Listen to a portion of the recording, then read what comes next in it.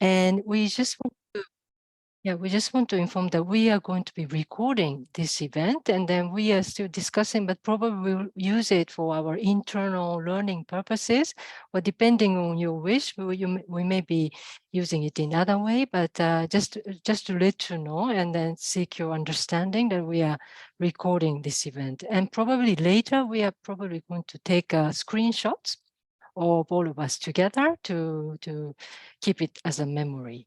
So thank you very much for your understanding.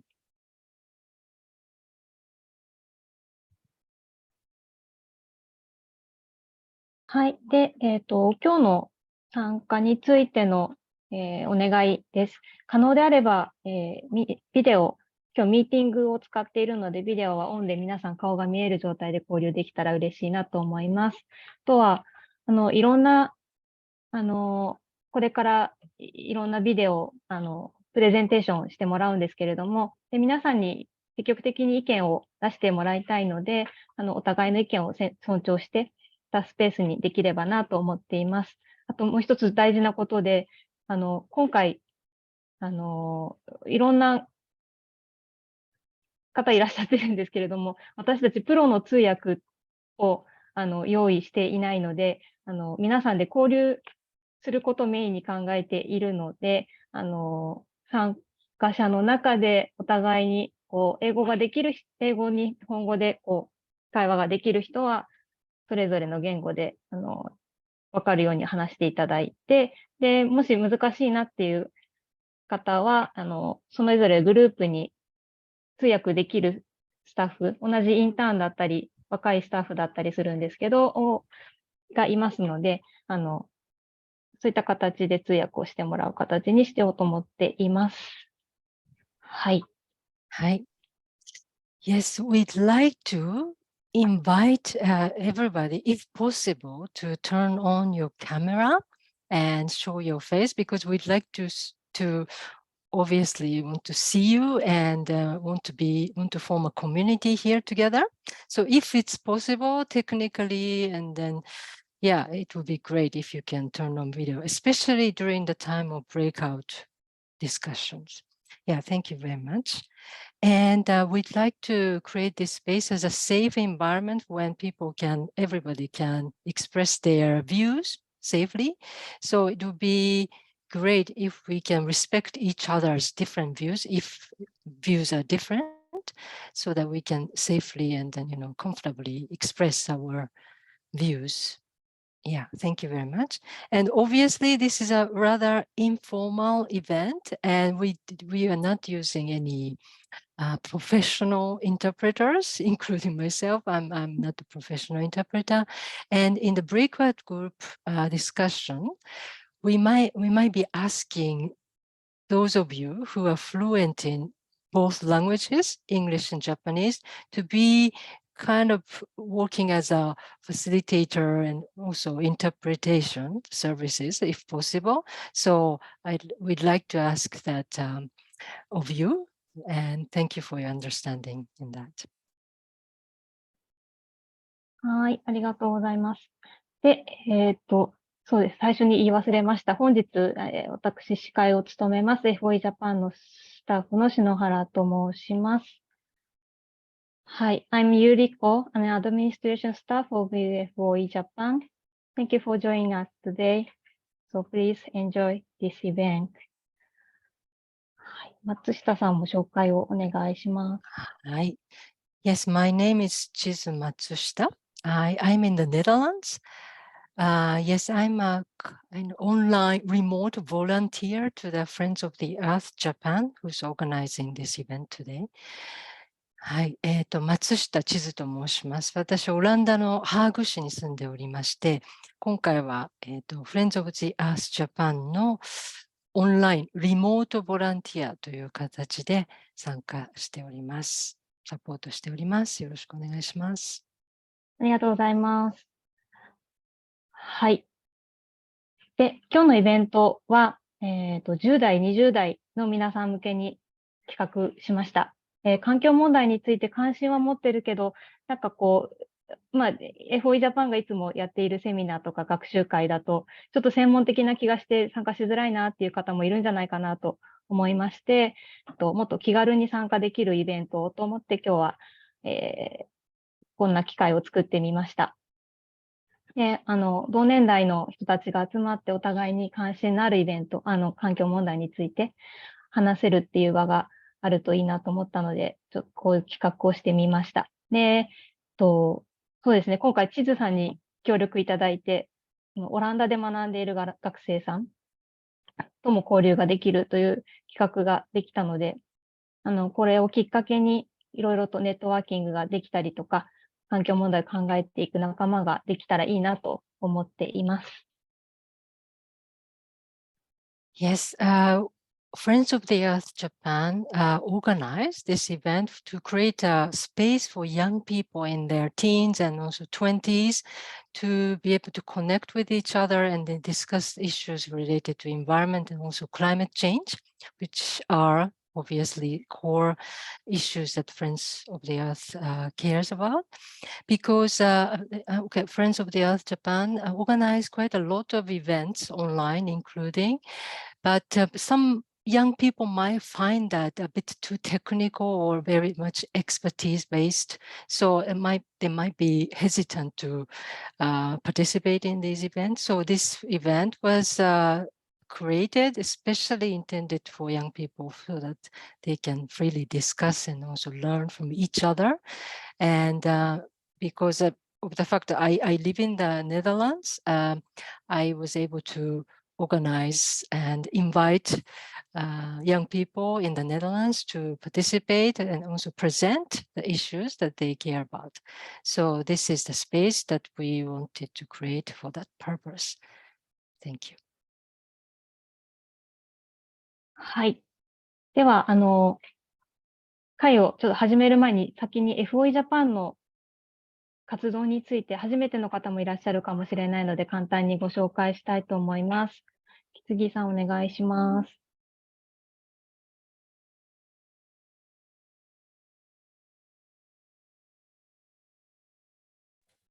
はい、見えておりますでしょうか。改めまして、ご紹介に預かりました FOE ジャパンで総務を担当しております木次と申します。皆様本日はご参加いただきましてありがとうございます。私からは今日の主催団体である FOE ジャパンのご紹介をさせていただきます。FOE ジャパンとは一言で言うと日本にある環境保護団体です。東京都板橋区に事務所がありまして、スタッフは約20名、ボランティアやインターンの方々と一緒に活動しております。FOE ジャパンという名前なんですけれども、フレンズ・オブ・ジ・アースの頭文字を取って、FOE ジャパンという名前です。はい。で、FOE ジャパンと、日本とついていますように、FOE はジャパンだけではないんです。それが FOE インターナショナルという、国際的なネットワークになります。FOE ジャパンも、この FOE インターナショナルに、加盟するメンバー団体であり、他にも、FOE フランスですとか、FOE オーストラリアなど、世界各地に、FOE メンバーがいます。また、FOE の、インターナショナルの本部はオランダのアムステルダムにあります。はい。そんな FOE ジャパンなんですけれども、大きく4つのテーマを持って活動しております。それがこちらの開発による被害をなくす、エネルギーを見直す、気候制御を実現する、生物多様性を守るの4点です。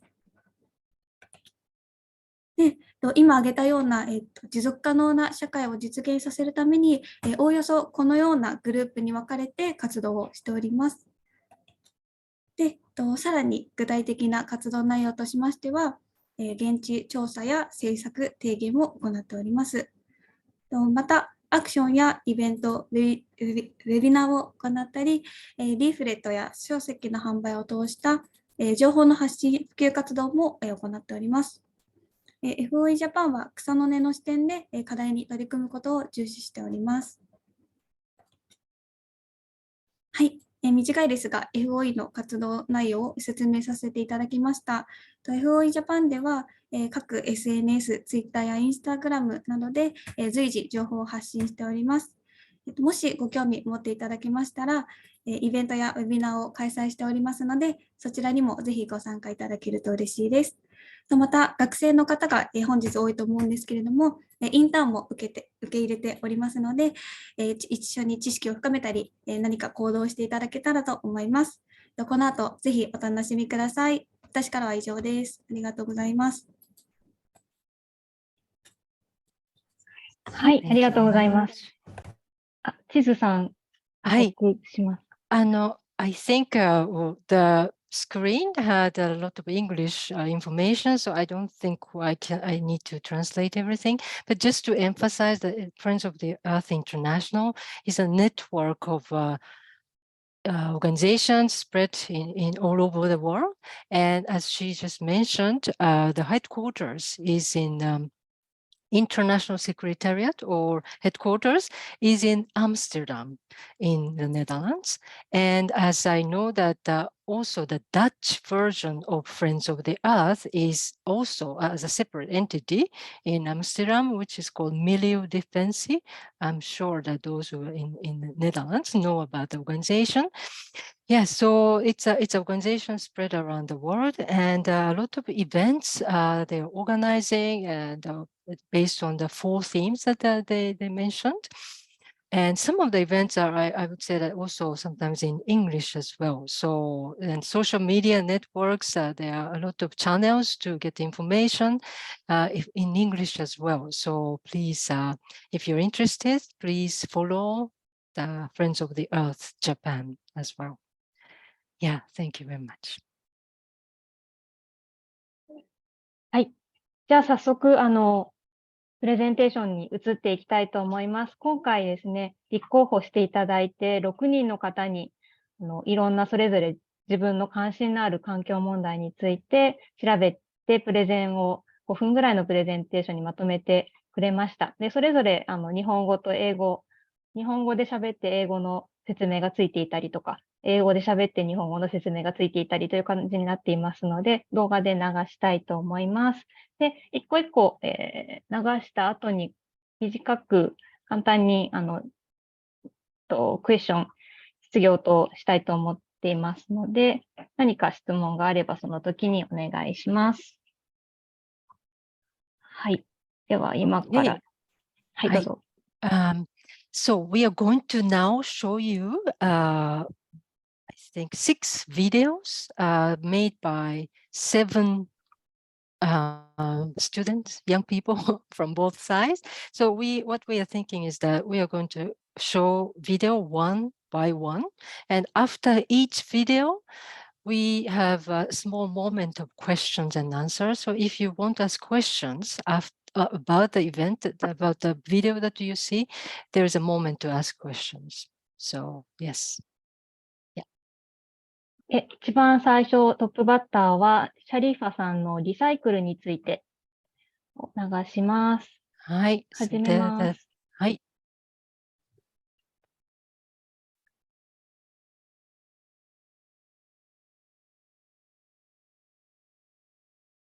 Hey, welcome. I'm Sharifa Popoze, and I'm an international public policy and leadership student at the Hague University of Applied Science, and that's in the Netherlands. And I'm going to talk about the recycle tools in Dutch citizens' daily life, because the government has different ways that they normalize certain recycle tools in our daily lives, and they may seem unique to the rest of the world. And I'm going to talk about those today.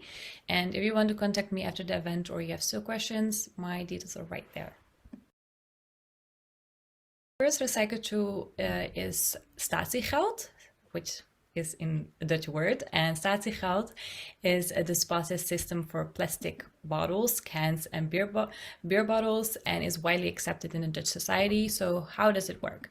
So you buy water or soda in the supermarket, and when you drink it, you return it and get money. And that's why we like it, because you get something in return when you're buying bottles. And even though it's not a lot, so it differs from 10 cents to €1, but if you collect a lot at home and bring them with you when you're doing grocery, it has a good feeling and it encourages us to recycle. So the recycle tool had a lot of positive impacts for the Netherlands, which is less plastic pollution, recycle encouragement, a lower cleaning up cost, and also that saves the environment because the empty bottles are not mixed with household waste in burn waste places, and this prevents unnecessary CO2 emission.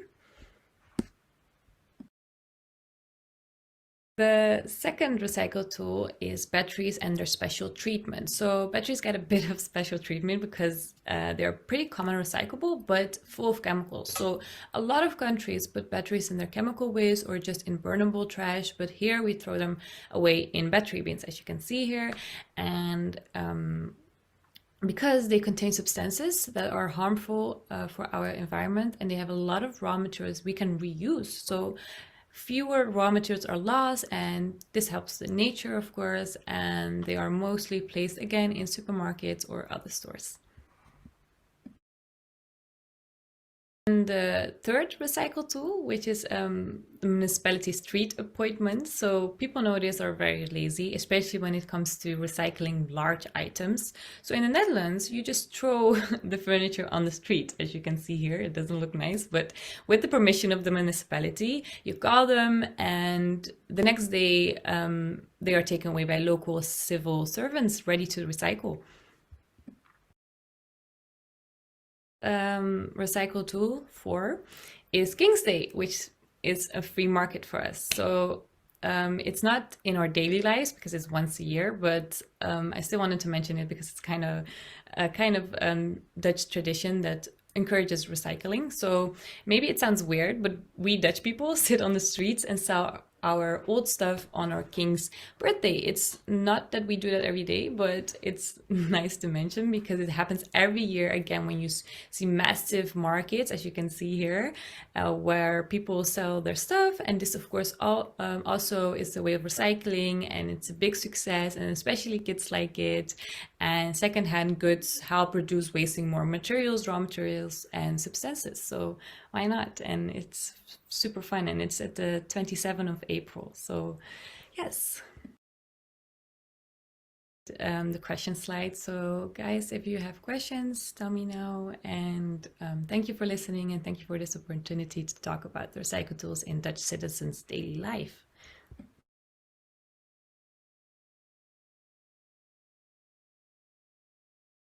ありがとうございました。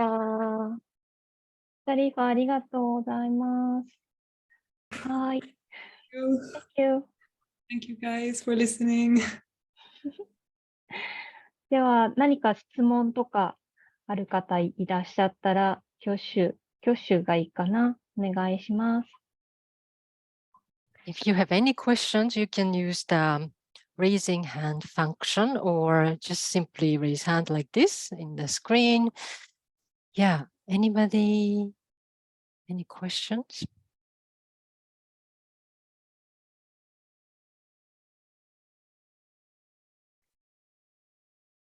ないですかね。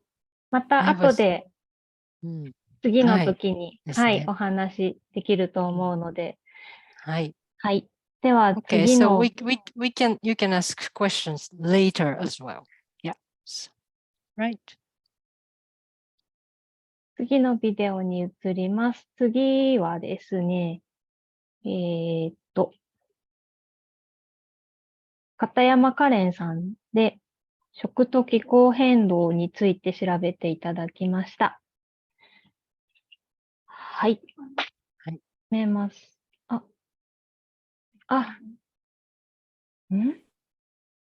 ちょっと待ってください。しました？最大容量を超えましたと出てしまったので、ちょっと別の方のを先に流しますね。はい。順番を変えて、そしたら、若林さつきさんの、建築について Okay, it's a video about architecture and buildings by Satsuki-san. はい、始めます。はい、若林さつきと申します。大学で公共政策を学びながら、環境教育について研究をしています。今回の発表では、オランダの環境について、最初に調べた際に、オランダの建築について興味を持ち、そこから日本の建築についてどうなっているのか調べ、今回発表させていただきました。よろしくお願いいたします。日本とオランダの建築について話していきたいと思います。まず、オランダの建築についてです。オランダは国土の4分の1が海抜以下の低地であるため、古くから水車や堤防が国土を守ってきましたが、これまで数々の高潮や洪水などの水害に見舞われてきました。この解決方法の一つに、水にこうするのではなく、水に委ねるフローニングストラクチャーがあります。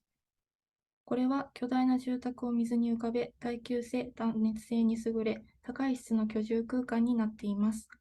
そして、水面が上昇すれば、それに合わせて家も上昇するため、洪水や海面上昇の心配もありません。このように、フローティングストラクチャーは気候変動の解決方法の一つとして知りましたが、実際では気候変動に対応する役割をどの程度になっているのか知りたいと思いました。このような建築を通した環境問題への取り組みを見て、日本の建築はどのようになっているのかを調べました。しかし、日本の建築について調べていくと、日本の家は寒すぎるという問題があることが分かりました。そもそもなぜ日本の家は寒いのか、その背景の一節を紹介します。日本の随筆、つれづれ草には、家を作るときには夏の住みやすさを優先して作るのが良い。冬はどんなところにも住むことができると書かれています。日本は古来より伝統的に環境に調和できるように生活してきましたが、冬はいろりなど部屋を温めるものが多くあり、夏の対処が最優先であったと考えられます。しかし、この考え方は今の住宅環境には適応していません。急激な温度差で起きるヒートショックなど、住宅の問題は住み手の寿命や健康にも悪影響です。だからこそ冬は暖かく、夏は涼しい住宅であるべきです。また、この寒すぎる家は、地球温暖化への影響にも関係しています。家庭やオフィスビル内で使われている冷暖房などを含む建築物で使われているエネルギーは日本のエネルギー消費量全体の3分の1を占めています。日本はエネルギー消費大国であり、そのほとんどのエネルギーが化石燃料です。よって日本が断熱性能を改善させることは地球温暖化対策としても有効な手段です。今年の6月、2030年度の温室効果ガスを2013年度と比べ 46% 排出削減する実現に向け、建築物省エネ法の改正法が公布されました。この改正が可決に至ったのは、建築物省エネ法を国会に提出要望する署名に1万5000人以上の人々が賛同したためです。改正法により、新築の住宅や住宅以外の建物の断熱性能が義務化されます。建築物分野の省エネ対策を通じ、2030年までに住宅・建築物にかかるエネルギー消費量を約889万キロリットル削減することを目標にしています。しかし、行政だけでなく、私たち自身が暮らしの中でできる取り組みをしていくことも重要です。この取り組みとして理想的なものの例に、再生可能エネルギーである太陽光発電と EV でエネルギー自給自足を目指す家があります。日本人の自宅でエネルギーの自給自足のシステムを導入したところ、家全体の電力消費のうち自給自足の電力の割合が約8割を超えています。このように自分の消費しているエネルギーの一部を自給自足していくことで、環境への負荷を減らす行動が重要です。このように身近な暮らしによって環境問題の改善につながるいい影響を与えることもできれば、環境に悪い影響を与え続けることもできます。自分の暮らしを振り返り、生活の中でできることで環境に少しでも負荷をかけない方法を考えていきたいと思いました。以上で発表終わります。ご清聴ありがとうございました。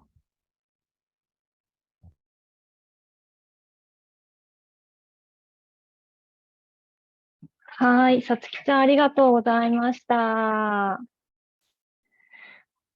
はい、何かこの話で質問とかある方いたら挙手お願いします。If anyone has any questions, please raise your hand. Raising hand function. Have any question? Yes, there was a question in the video itself that Satsuki-san was asking the Dutch counterpart whether how much of a impact this floating structure is playing in the effort towards climate change. So if anybody have any, Marine, would you like to? Yes, thank you very much for the word, Ms. Matushisa. I come from the south of the Netherlands, and around 2 years ago, there was a rather dramatic flood there, like you mentioned in your presentation. And there was a leisure park, a vacation park that had houses on the water, according to the same architecture that you mentioned, and they basically survived unscathed. And in the area in which I'm living, in which this occurred, they're planning on building more of those houses, but they're not residencies. They are more or rather leisure houses for vacation. Yeah, thank you very much. マライン、今話してくれたマラインなんですけど、出身がオランダの南部の方で、ちょうど2年前の夏に、ベルギーとかもドイツとかもそうだったんですけど、ちょうどその洪水に見舞われてすごく大変だった夏があったんですね。その時本当にテーマパークとか家とかが洪水に見舞われて大変だった時があったんですけども、でもその中で本当このフローティングストラクチャーで作っていたバケーションハウスって何でしょうかね、その宿泊施設とかはその洪水に遭わなくて済んだっていうことがあったので、もっとそういったストラクチャーでそういったバケーションハウスを作っていきましょうっていう動きになっているそうです。本当に洪水への対応ということではその重要さが確認されているということでしょうか。はい。Ryan, do you have any addition? And as for any of the presentations, if any of you would like additional information about the park, for example, I'll be glad to share it maybe afterwards or through my LinkedIn, which will be in our presentation. So feel free to reach out. もし今マラインが言ってくれたこととかいろんな情報でさらにもっと詳しい情報が知りたい場合はぜひコネクトして、彼からその情報についてシェアできるようにしましょうってことで、例えばリンクトインとかそういうところでコネクトしましょうっていうことです。はい。さつきちゃん。ありがとうございます。コネクトって、連絡取り合えるよって。ありがとうございます。はい。Sharifa has raised hand. Would you like to contribute? Yeah, I had a question because in the presenter said that 50,000 people signed for the amendment of cold houses. How did you guys get 50,000 people to sign? Because that's quite difficult to let people sign in the Netherlands. So how did you guys managed to sign 50,000 people for an amendment in 2013, I think. How did you guys do that? 55万人の人が署名をしたことで法律が変わったんでしたっけ？そのことどうやったら5万人の人が署名に参加できたんでしょうという質問ですね。5万人ではなくて1万5,000人なんですけど、すみません。その5万人の、1万5,000人のその署名は、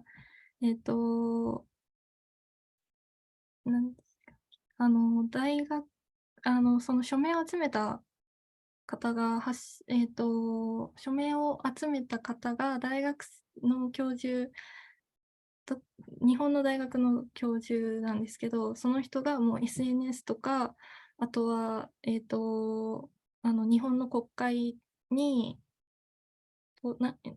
すいません、ちょっとうまく説明できないんですけど、なんかやり取りとかして、周りにどんどん周知してって、インターネットで署名を集めるっていう活動をしていったっていう記事を見ました。はい。I'm going to translate that. Do you guys hear that? Do you guys hear me, by the way? Do you guys hear me? Good? Okay. So she said that the number is actually 15,000.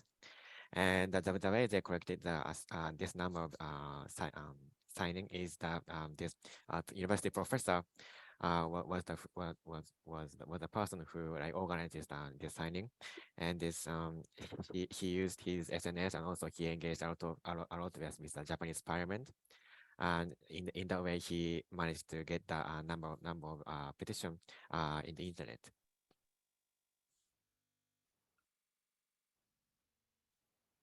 Thank you for answering.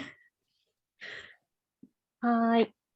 では、じゃあ次の動画に移りたいと思います。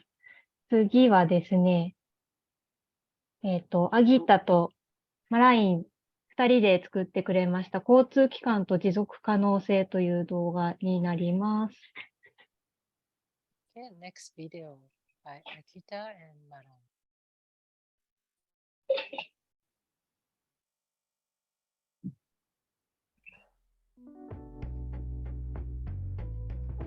Hello everyone, my name is Marijn and I come from the Netherlands. Today we'd like to tell you more about how the country of wetlands is dealing with transport and sustainability. Hello, my name is Agita and I don't come from the Netherlands, actually I come from Lithuania, but here together with Marijn we're studying international public policy and leadership in The Hague, and I must agree there's a lot to talk about sustainability in the Netherlands. Well, I suppose we just start? Yeah, let's just do it. Alright, so part 1, the bikes. I would like to start off by explaining a bit about the infrastructure of bikes that we have in the Netherlands. It might seem like cycling is in the DNA of an average Dutchman, a country where even the Prime Minister takes his bicycle to work. But the Dutch haven't always lived as one with their bikes. In Amsterdam of early 1970s, cars were considered the wave of the future.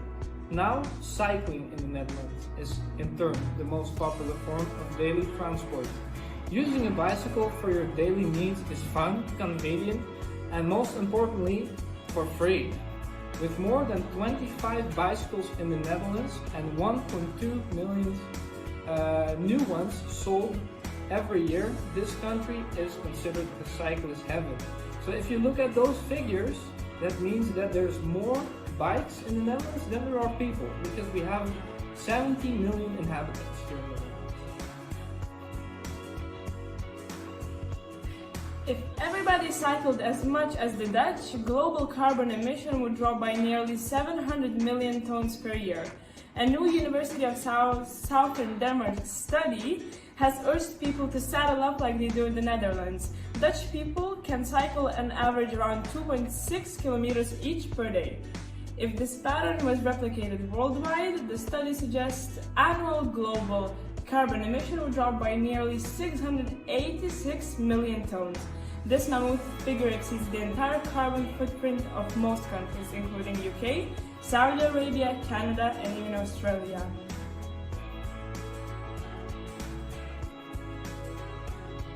From the study that my partner referred to, we can learn one major lesson. That is that there's a significant health benefit and a climate benefit to increased bicycle use. And we need to promote this urgently. The study authors recognize that not everyone lives in a cycle-friendly place, but they call for an urgent expansion of cycling infrastructure worldwide.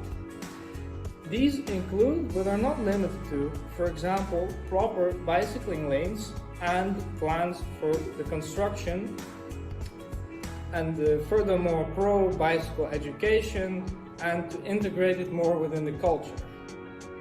There's also adverse policies, for example, to discourage car use through tax, for example, and countries like Denmark and the Netherlands with biking infrastructure in Amsterdam or either Copenhagen to take a good example from. Next to massive bike usage, while on the topic of transportation, one of the coolest innovations to come out of the Netherlands over the past few years is the smog-free bicycle. Dutch innovator Dan Roosegaarde is working on the idea of creating an air cleaning bike to suck the smog out of the air of China. He's been touring China for the smog-free project, which aims to use innovation to address air pollution. The bike is currently at its first stage of creation and it looks super cool, and maybe we could take it for all around the world.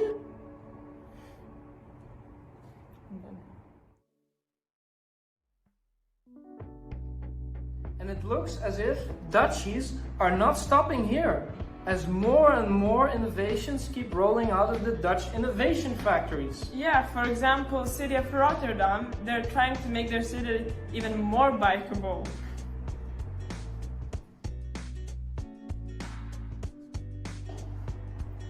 But enough about bikes. Another topic important to discuss is public transport infrastructure.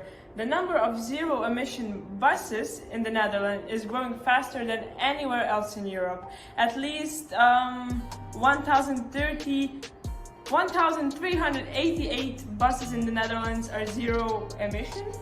Yes, absolutely. And according to the province of Groningen and the transport operator Qbus, the bus fleet of Qbus is ensuring 90% less CO2 emissions.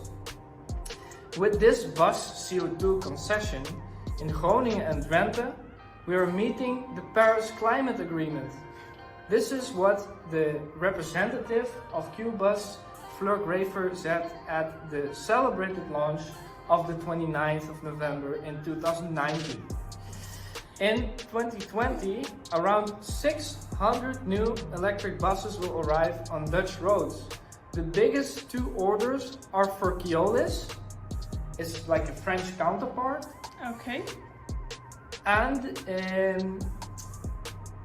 they will supply around 259 electric buses to Overijssel, Flevoland, all over the Netherlands. Okay, and we did some research actually. Japan's Isuzu Motors and Hino Motors are the latest firms to enter the field and have announced a plan to jointly build electric buses around Japan.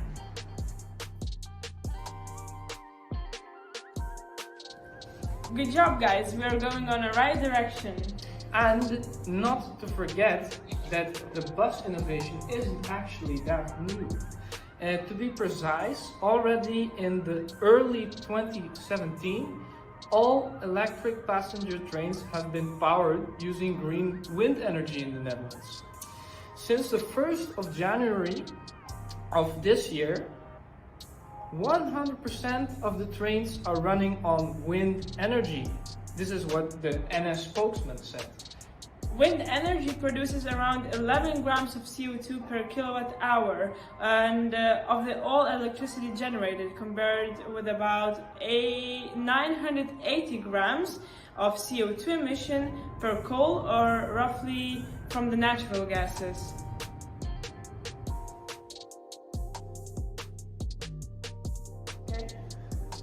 All right, now we've come to the part of the presentation where we present the other rules that the Dutch haven't set to seek out sustainability.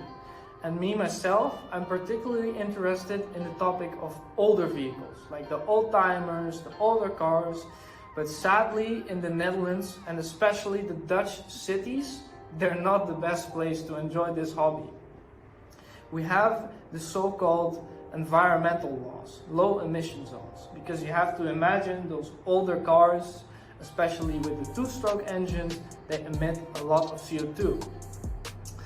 These emission zones that counter for the two-stroke engines, for example, they exist in 15 Dutch municipalities, and they're designed to improve the air quality of the local cities.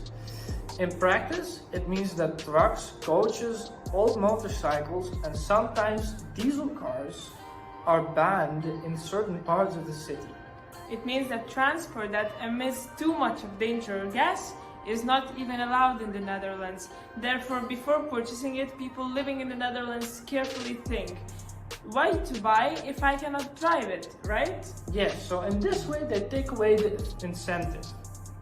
So it's very much true. And it's all, of course, part of the effort to make cities cleaner and greener.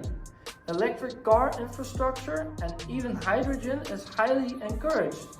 But what if I'm really super dependent on a car to survive? We heard some people say.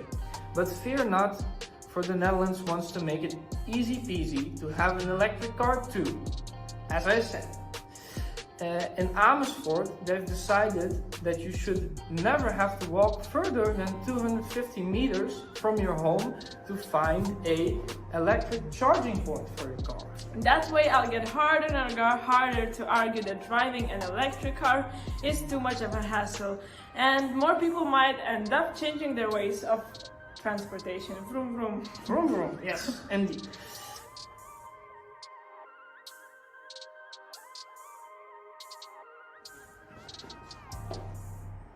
So as we see, transport in the Netherlands has some things to brag about. As a Dutchie, I can confirm this. Yeah, it's indeed true, of course. But maybe not to brag, but rather to share with the world, to inspire other countries, to act upon and use us as an example. You're right, and I think that's about it what we wanted to share with you. We can share some additional readings, and we hope that our presentation will encourage you to look at your local transport infrastructure. How's it going there? Maybe there are some innovations that are also important to the world that you should share about. Yeah, just be sure to let us know by sending, for example, an email.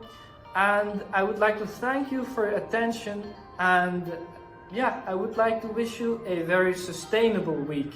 Thank you for your attention, and greetings from the Netherlands.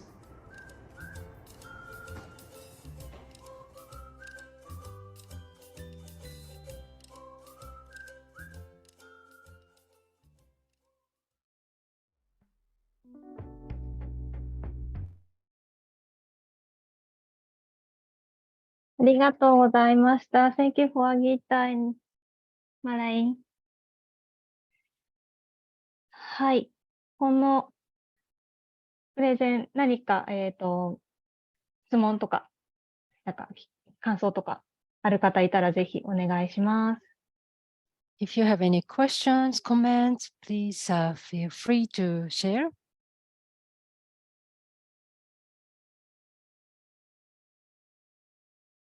山下さん、手を挙げてらっしゃる。はい、お願いします。Thank you for your presentation. And I'm not good at English, but yeah, I try to speak it. I was surprised that the action in Netherlands, and so in Japan, I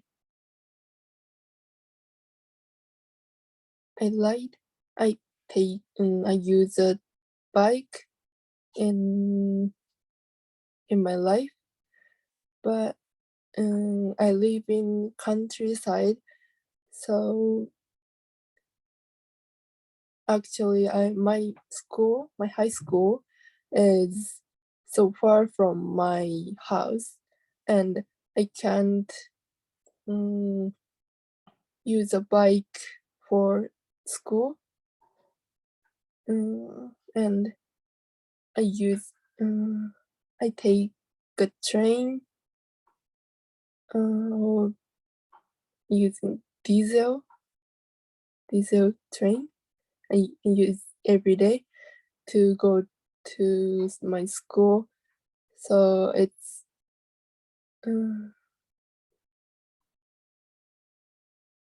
in my case it's so hard to use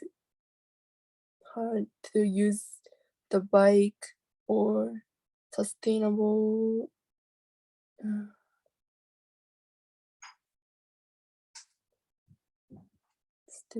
way to live life.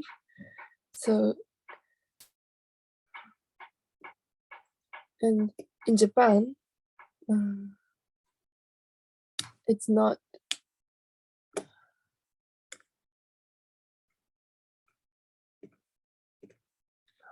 ごめんなさい、ちょっと全部話すのが難しいので日本語にします。日本ではすごく自転車の文化があんまりまだ広がってないっていうのがあって、こう住んでいる地域によってはすごく、自転車を使えるような若い人たちが多い都市部もあれば、高齢者の人が多くて、どうしてもこう車を使わないといけない人たちも結構いるっていうのが、こうやっぱり、自転車だけじゃなくて公共交通機関もどんどんこう人口が減るにつれてバスとかその電車とかもどんどん減らされていっているっていう状況があるから、こう、そこで電気自動車を買いましょうっていうふうに言われてもこう反対の声が出るんじゃないかなと思ったんですけど、そのオランダではこう国が進めていることに対してすごく反対する人たちはいなかったのかなっていうのが気になりました。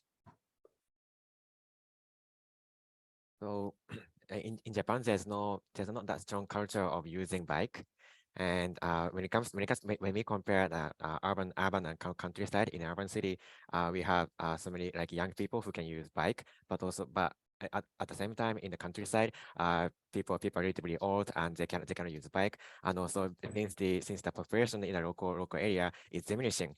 So that's why our public transportation in the rural area is getting smaller and smaller. And in that case, the argument that we should use electric vehicle can be difficult to be penetrated, to be understood by the population. So wasn't it hard in the Netherlands to get the approval by the people to use the electric vehicle? Was it difficult? Yes, thank you so much for your remark.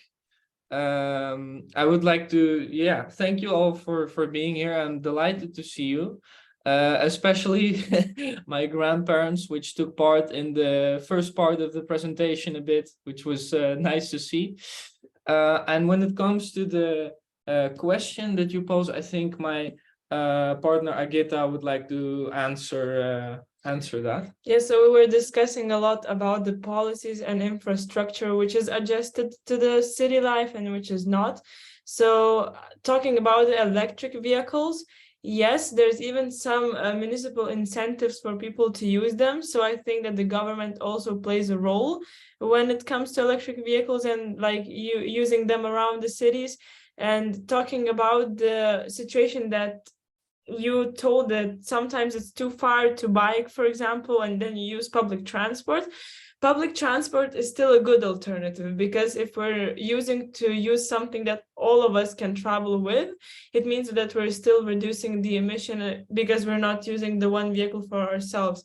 So I think if the bike is not possible, then public transport is much better than, just deciding to take a van and then just go on your own. So anytime, and like when we're aware and we decide to make our decision like according to some of the climate issues, then it's okay. And if it's too far to bike, there's also an alternative that Marijn talked about, electric bikes. So you could Yes, so what you see among the elderly, like you mentioned briefly, they use electric bikes mostly. And an electric bike, of course, extends your range greatly, and the effort you have to put in is smaller.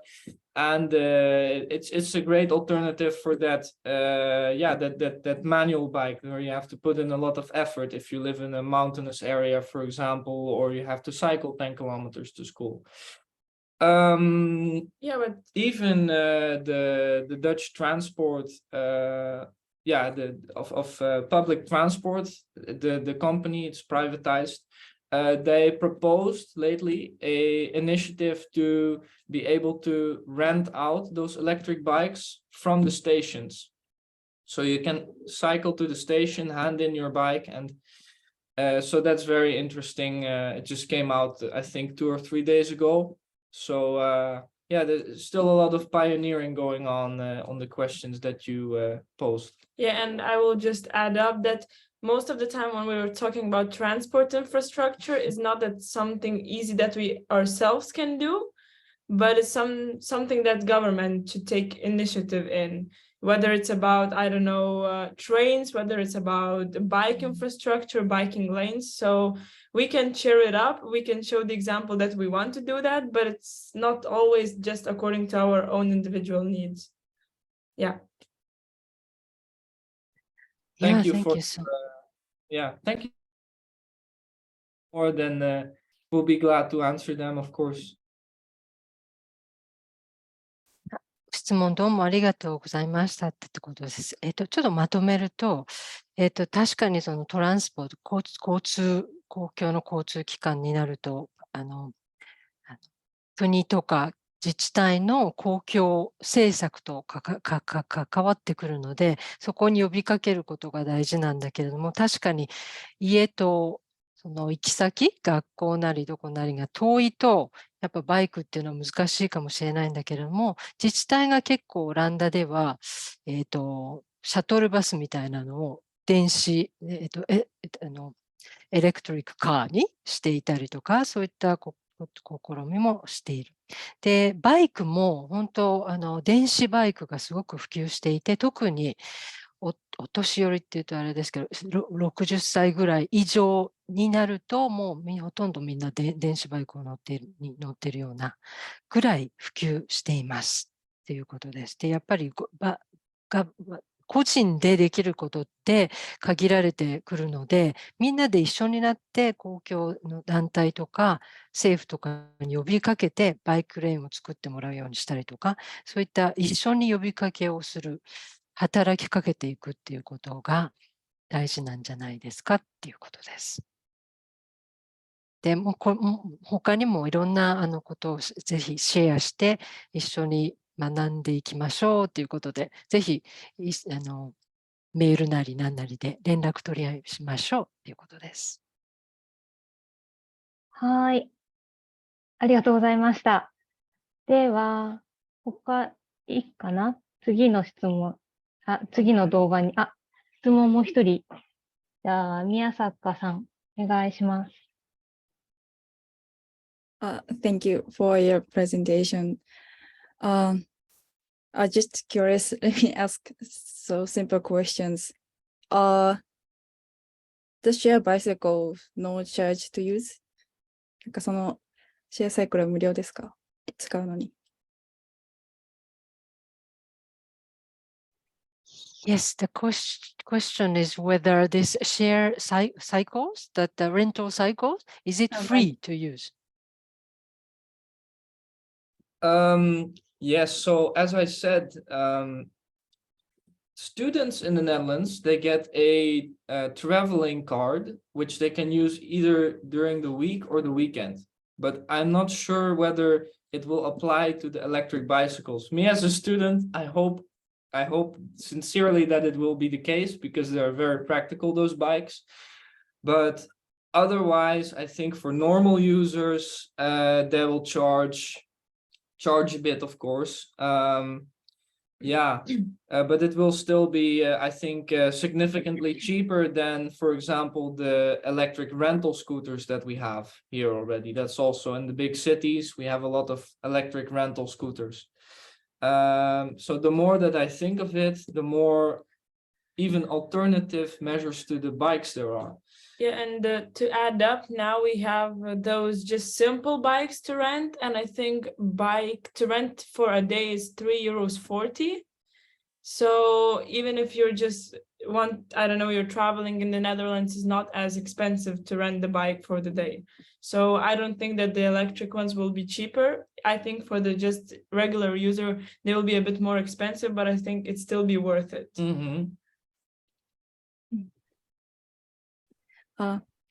Thank you. ありがとうございます。There is lots of share bike in my city as well, but I feel it's quite expensive to use, and it's just not for the environmental impact combat. It's just for the sightseeing, tourist for sightseeing. It's a different aim. Thank you. Yes, thank you for your remark. And I think that's of course very unfortunate, if I interpret it right, because if we could, instead of the small group of tourists who will see it as a novelty, all use it and make the city a cyclist heaven, as we have in Rotterdam, then it would work out so much better towards local emissions and contribute to global emission downplay, of course. So I think in the future we have to change the perspective. For example, in your city and the Netherlands, they're already, I think they're working on that, and I think bit by bit that will change. Would you like to add anything, or? No, it's okay. Okay. Thank you for your question Yes. and your remarks. Thank you. では、今のやり取り、ちょっとだけ日本語にしましょうか。その、レンタルバイク、駅とかにあるもののことなんですけど、オランダでは、はっきりわからないけども、レンタルスクーターっていうのも、電動スクーターっていうのもそこら中にあるんですけども、それよりはずっと安いだろうっていうことで、アヒタが言うには、1日レンタルすると、3ユーロって言ってましたので、今のレートだと1ユーロ140円ぐらいとして、420円とかそのぐらいで1日レンタルできる。その程度だっていうことなんですね。で、マライがあと言ってたのは、学生だとトラベリングカードっていうその、通学に使えるようなカードをもらえることができて、それでレンタルで自転車を使えるかちょっとわからないけれども、でもそんなに値段は高くないってことですね。で、宮坂さんは、でもご自身が今住んでらっしゃるところでは、結構高いっていうことと、あと、レンタルバイクを使うのは、観光で来た人とか、なんかそういう特別な人に限られている傾向があるんじゃないかっておっしゃってました。はい。はい、ありがとうございます。マラインとアギータ、ありがとうございました。次の動画に移ります。次はですね、日本側から参加してるんですけど、クリスティアーナさん。大阪大学のクリスティアーナさんの、動画を流します。こちらはですね、今度は化粧品について調べてくれました。The next video is by Christiana-san, who's studying in Osaka University in Japan. はい、では始めます。Hello, my name is Cristiana Maria Dedu, and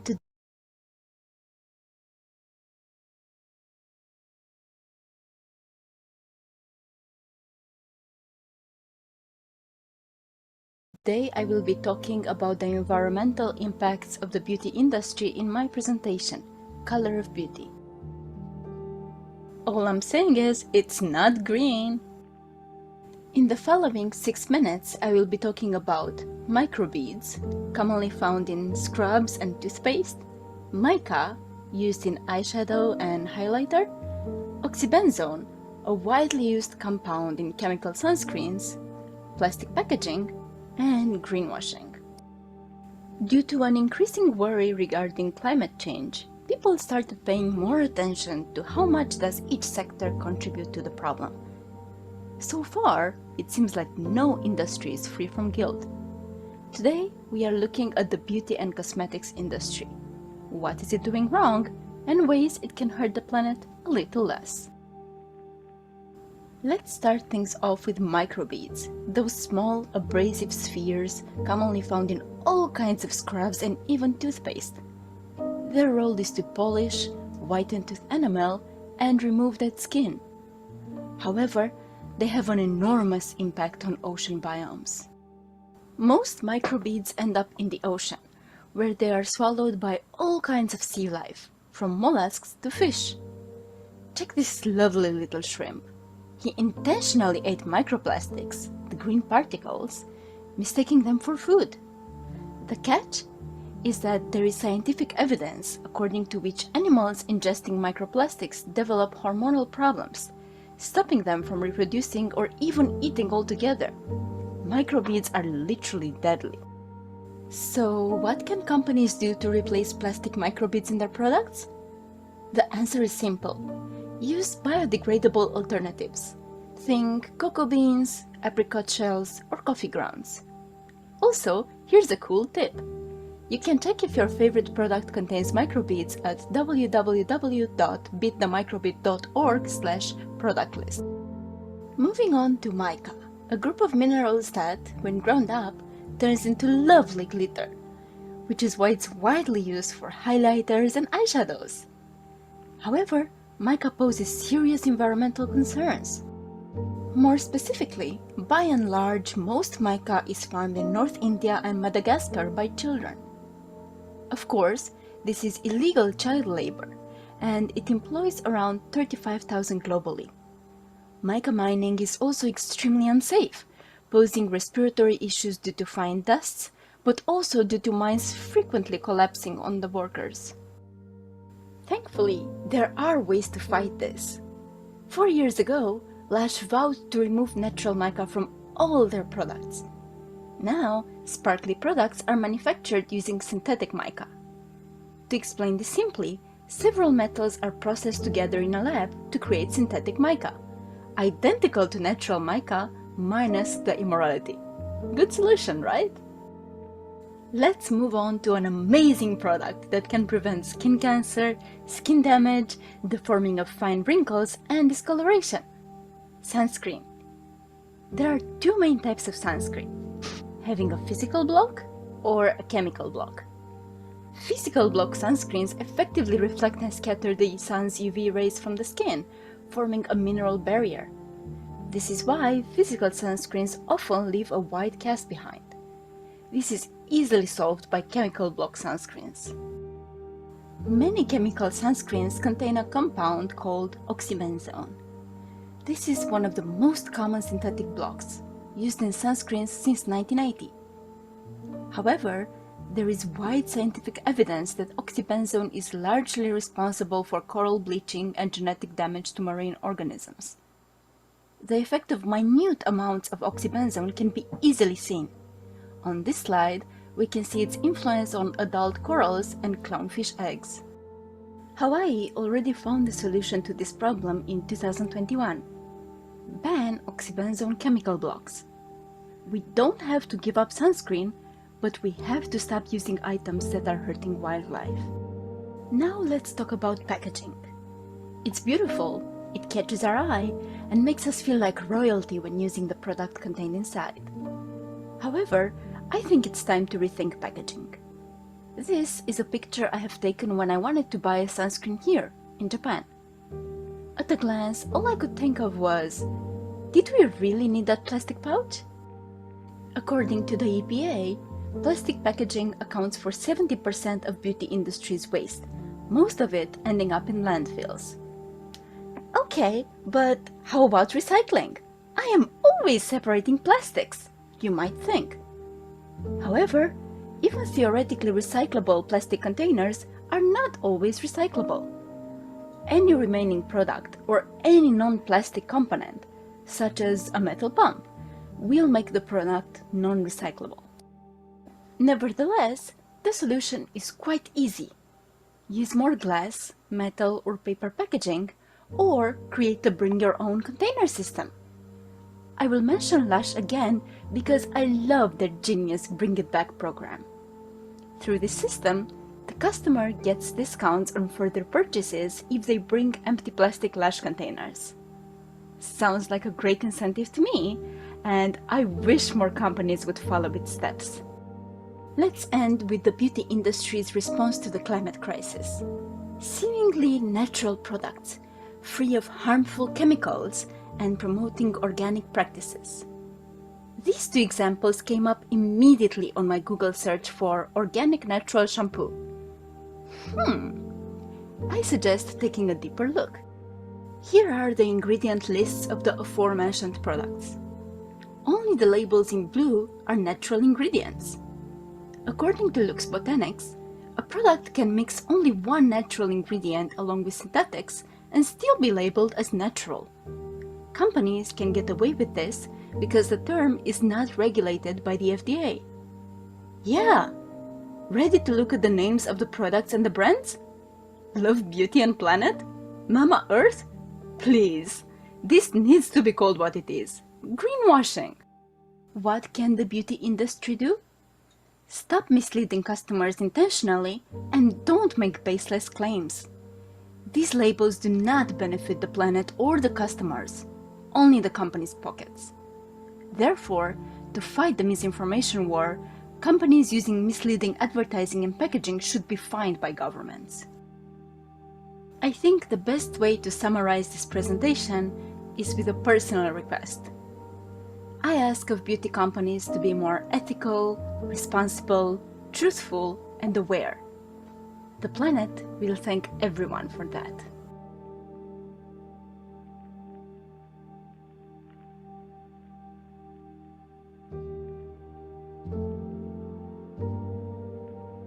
Thank you for your attention.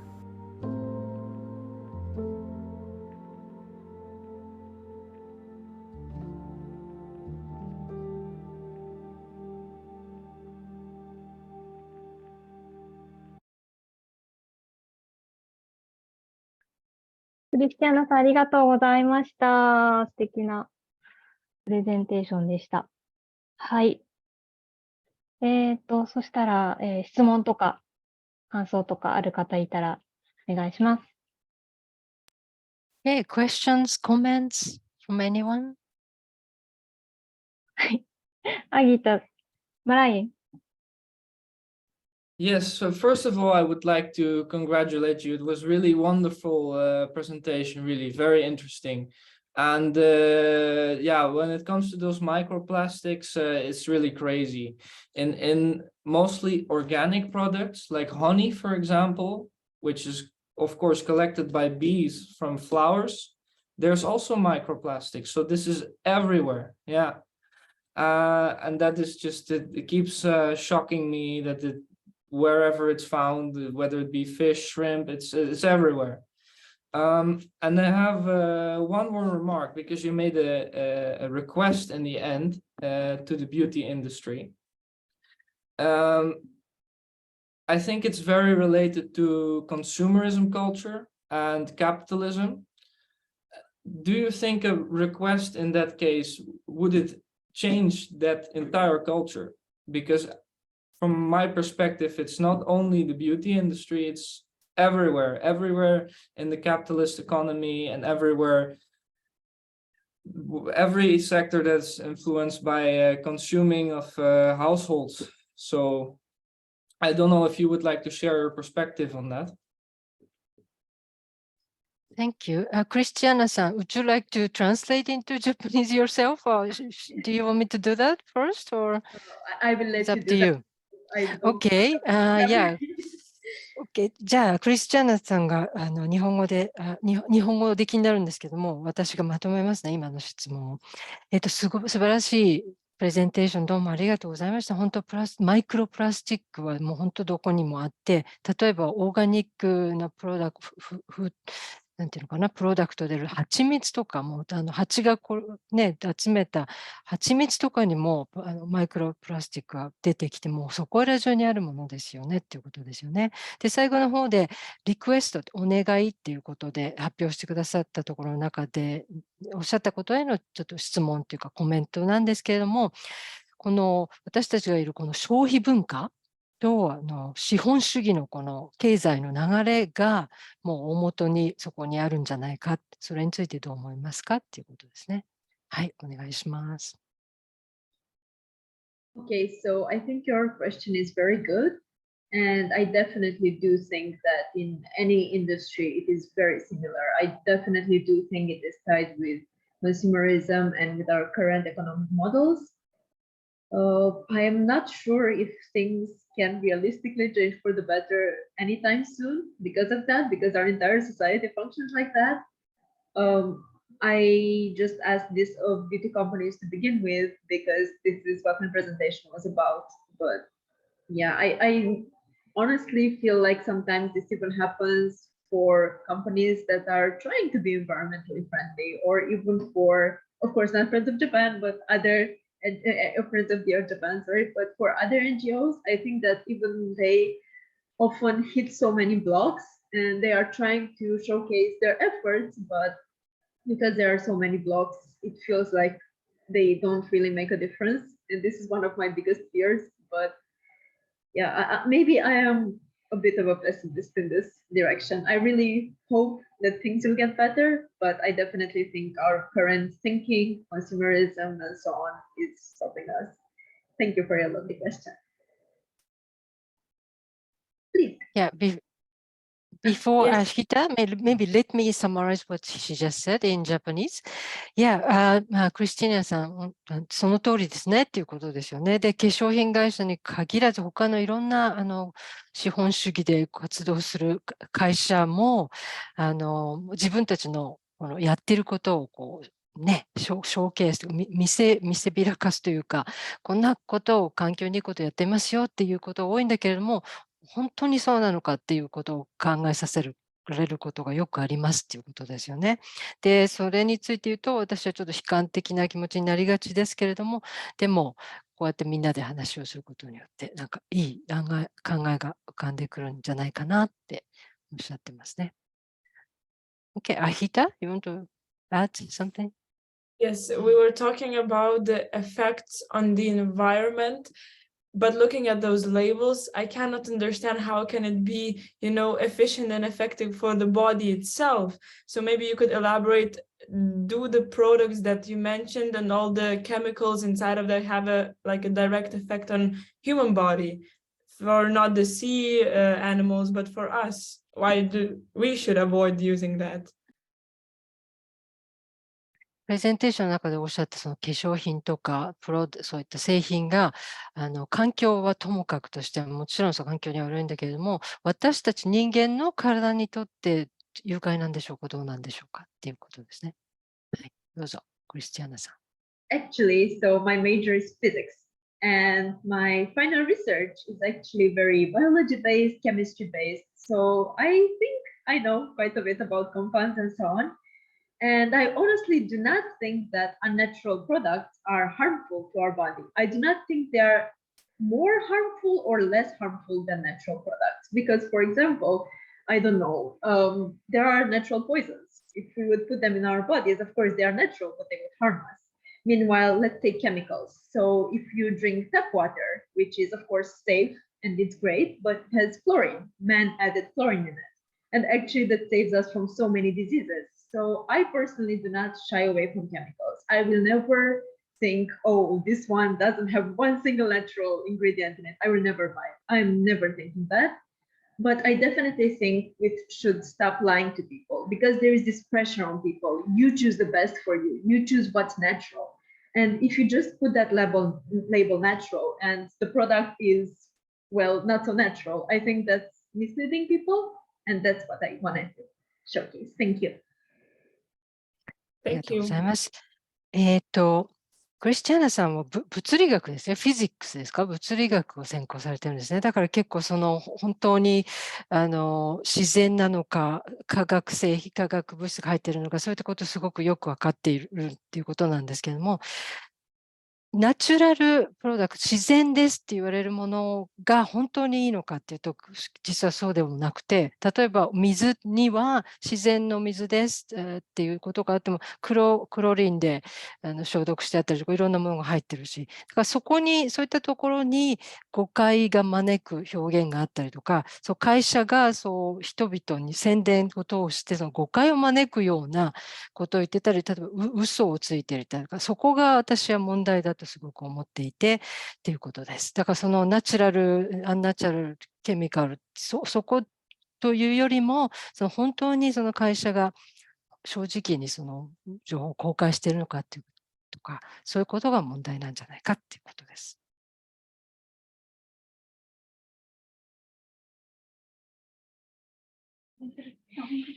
はい。ありがとうございました。じゃあ次に移りたいと思います。いいですかね。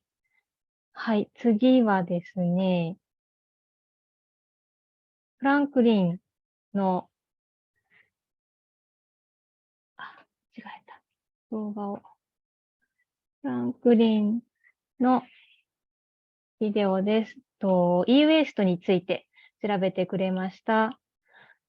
はい。始めます。Hello guys, good day to you all. I'm Franklin and today we'll be discussing the impact of electronic and its waste on the environment. And I'm sure you all have electronic devices where you use to access various internet platforms. So let's see what these electronic products that we use have impact on our environment.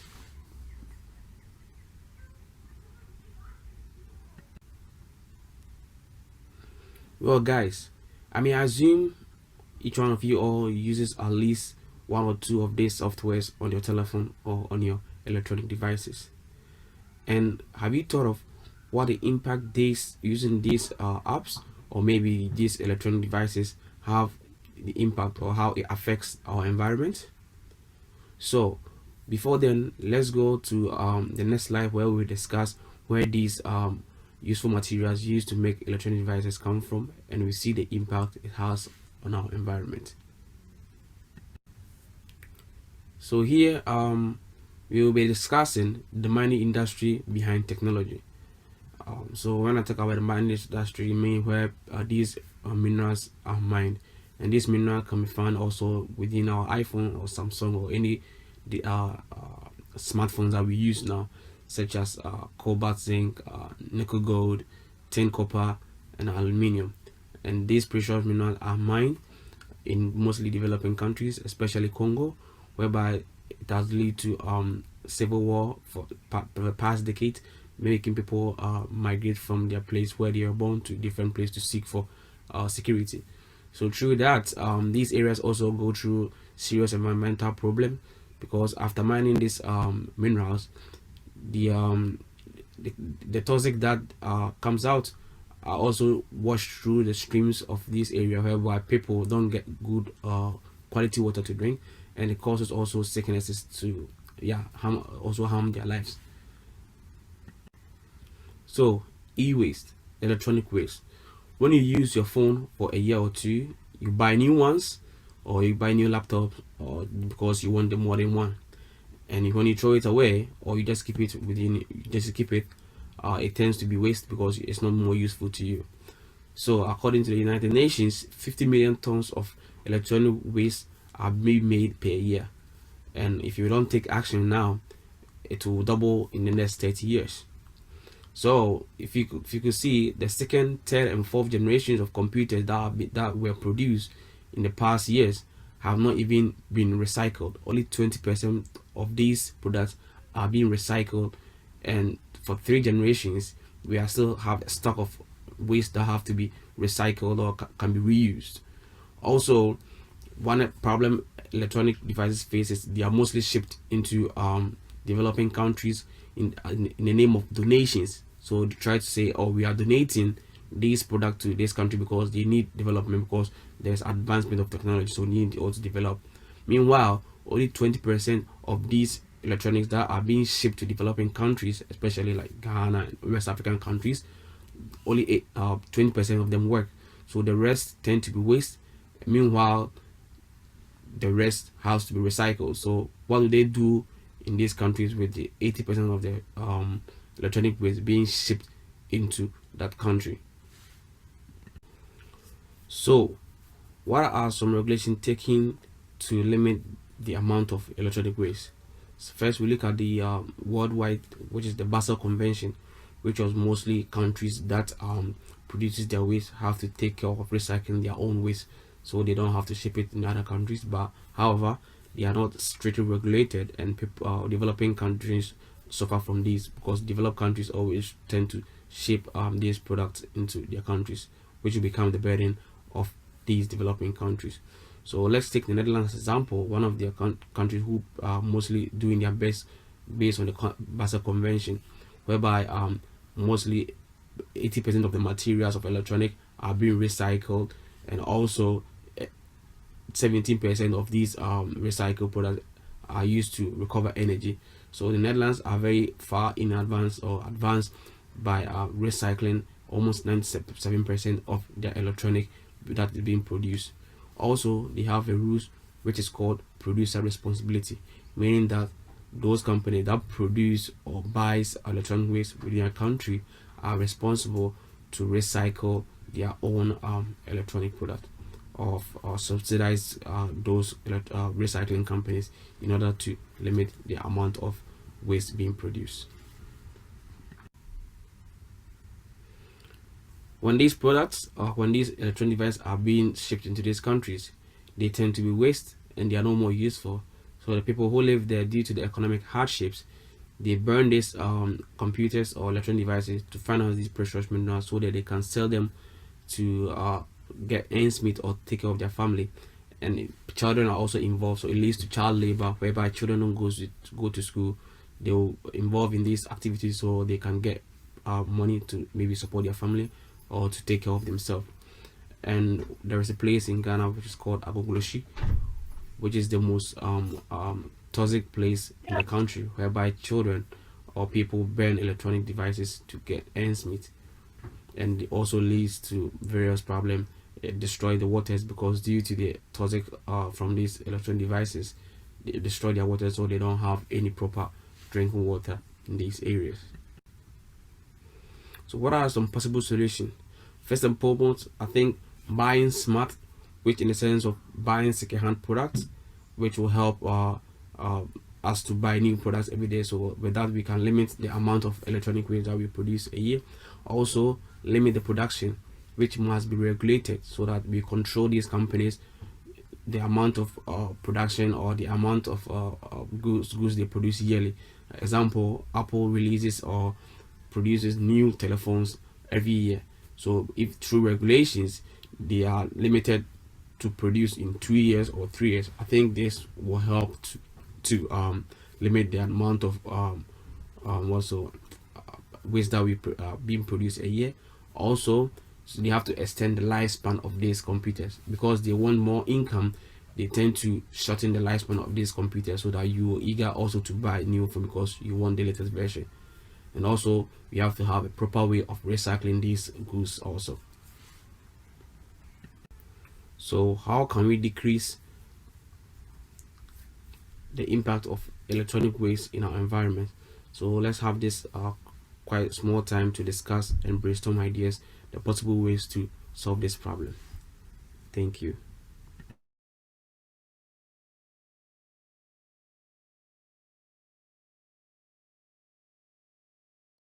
フランスでありがとうございました。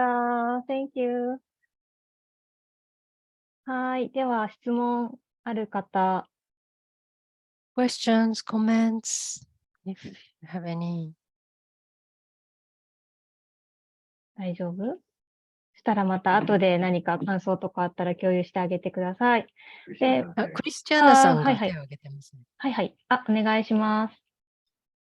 Okay, so I guess I just came up with this idea. So I think it's very fun, but I don't think it would work in real life, but I think it's very fun. So you mentioned, for example, that a new iPhone comes out every year. And I think this is tied with what we have already discussed about consumerism, right? So companies want a lot of profit, so they slightly took the product, they put it out every year. And like this, we have a lot of electronics and a lot of e-waste. So to regulate that, how about governments would governments would force companies to give free, let's say 5-year warranty on their product. Because like that, if you give free warranty, then you have to make sure that your product works for at least 5 years impeccably. And maybe that will kind of slow down things. I don't know. What do you think? ありがとうございます。クリスチャーナさんが、この例えばスマホの例がありましたね。1年に1回ぐらい入れ替わって、それに従って買いなくちゃいけないみたいなのがあるけれども、例えば政府がそういう会社に対して、この製品電子機器は、保証期間、ワランティ、保証して、無料で修理したりする期間を5年にするっていうことをもう義務付ける。そうすれば、おのずと企業もいい製品を出して長く使えるようなものにしていくんじゃないか。そんなアイデアはいかがでしょうっていう話です。どうでしょうか。フランクリン、what do you think? Is it a good idea? Thank you. I think it's a perfect idea, at least because they frequent release phones every year and for the 5-year warranty. So it will also force them and also force us, we the consumers, to use this product for 5 years, because if you are forced to use something in a specific time, you will not even think about buying new ones. So even, they always update their devices every year, like with the new updates. So within the 5-year span, those people who bought that phone within the year that it was released can use the phone, or the phone can be used in a consequence time, which can also accommodate the new update versions of this phone. So like now, iPhone 5, you cannot use it anymore because there's a new update. So if we can now still use iPhone 5, we could have cut more waste down than what we have now. So that's very, very good idea. Yeah. いいアイディアですねっていうことですよね。で、例えば今 iPhone5 なんかはもうとっても使えないわけですけども、例えばその5年の保証期間にすることで、その期間に新しくなった部分をその古い機種でも使えるようにする。それをもう義務付ける。そうすることで、その電子廃棄物は減っていきますよねっていうことですね。はい。はい。マラインがまた手を挙げていますが、短めにお願いしたいんですが大丈夫です。Yeah, Marai, would you, have your question? Can you make it a bit short, please? Yeah, of course. So, like you said, the repair market with the phones and electrical devices is the pinnacle of unsustainability, because there's like an expiry date of something that shouldn't have to expire. So this is also just tapping into that consumerism and the capitalist world economy. And it's really unfortunate. 本当そうですよねということですね。その商品にその消費期限がある。その電子機器でもなんかその新しいものが出てくるってことは、なんかその今使っているものに食べ物みたいな感じで消費期限があるようなものなんで、それは本当今のこの消費文化、キャピタリズムのもう核にあるやり方で良くないことですよねっていう話ですね。Should I say something? Yeah. As you said, it's all about capitalism and consumerism. So we can also, like, for me, I think that all these capitalist world that we live in and how we consume, we also have power of these over these companies too, because I think Nestle, I forget the year, in the early 80s, I think, I'm not sure about the date, they were producing a product for babies so that women will not breastfeed their children, right? But it turns out that it was just the idea were just trying to limit the amount of milk production so that people will buy their product more. So the women were not able to breastfeed their children. So they found out, and most people died I think it was in South America. So they boycott Nestle. So with that, they came up with new regulations for them that they have to produce stuff which will not contain such a product they use in producing. So if we being conscious, try to boycott, and that's very hard to boycott, of course, because we need them and they need us. If we try to, in a way, to boycott them in some aspect, like if they release new phones, nobody will buy them. We will still use our old one, and they will be forced for us, like with the 5-year expansion, to use the same products. So that will also limit some stuff. So we the one who are consuming, also have a very big power in deciding for those capitalist people or these companies. 例えばネスレっていうコーヒーとかミルクとかそういったものを作ってる会社がありますけども、その会社が子供への小さい赤ちゃんへの何かプロダクトを作ったことによってその影響がお母さんがミルクを母乳をプロデュースする力そこにも影響があったりとかして、で南アフリカでは南アメリカですね、すみません、南米でネスレに対するちょっと運動があったりとかして、ボイコットしようとするような運動があったりする、そういう例があるので、そういった形で消費しているのは私たちなので、そういったことに気づいて運動を起こすようにするようにしましょうということです。ありがとうございます。では、最後のプレゼンです。最後のプレゼンはですね、さっきちょっと容量がっていうので流せなかったので、思い切って今本人に喋ってもらおうと思います。カレンさん、お願いします。はい。片山カレンです。私は、大学3年生で、今 FOE ジャパンのインターセンとして活動しています。My name is Karen Katayama. I'm a third year student in my university.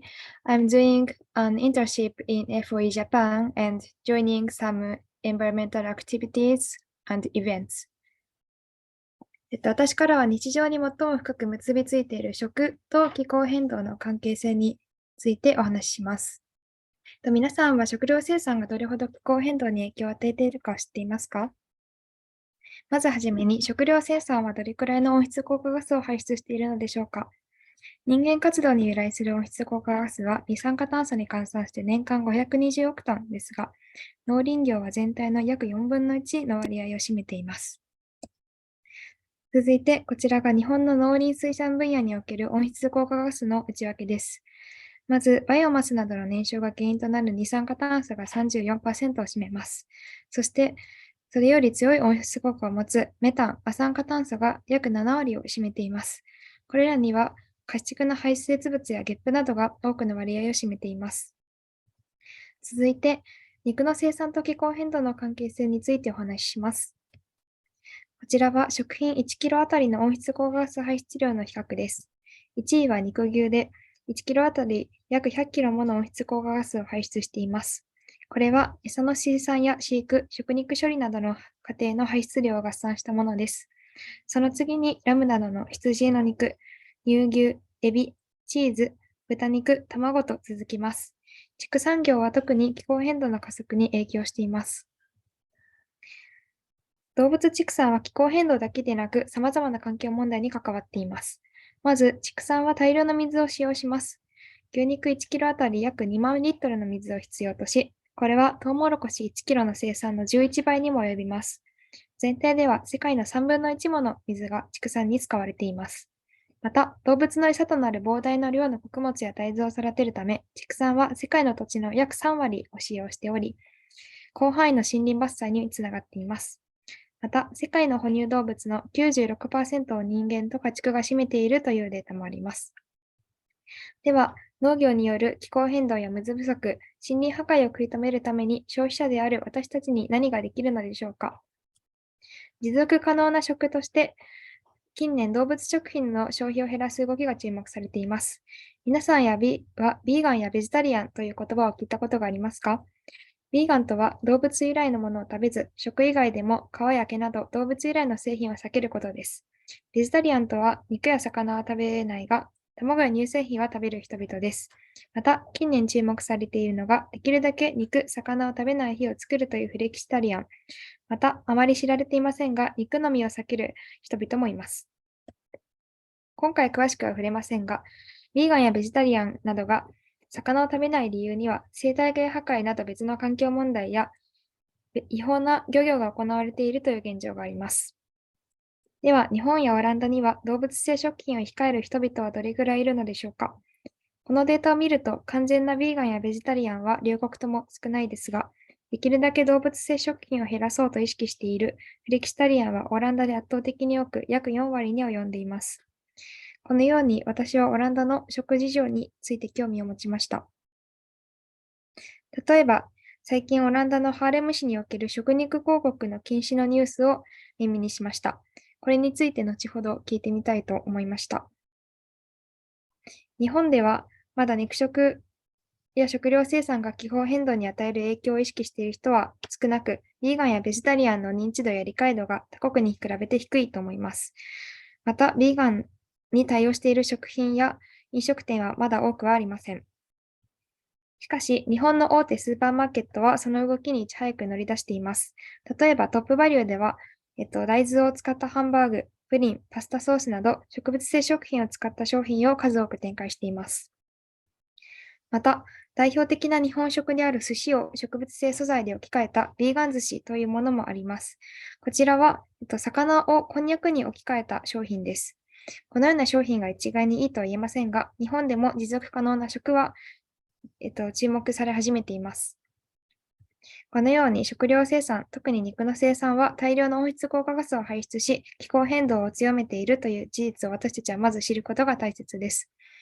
このシステムを簡単に変えることはできませんが、一人一人の消費行動は、大きな変化を生むのではないかと思いました。また、肉食を控えるということは一つの選択肢であって、私たちはどのように食生活を変えて気候変動にいい影響を与えるか考えていく必要があると思いました。以上で発表を終わります。ありがとうございました。いきなりその場で喋ってもらってだいぶ、はい、突然でありがとうございました。はい。じゃあ、簡単にあまり時間がなくなってきてしまっているので、何かどうしても聞きたいってことがあれば大丈夫ですかね。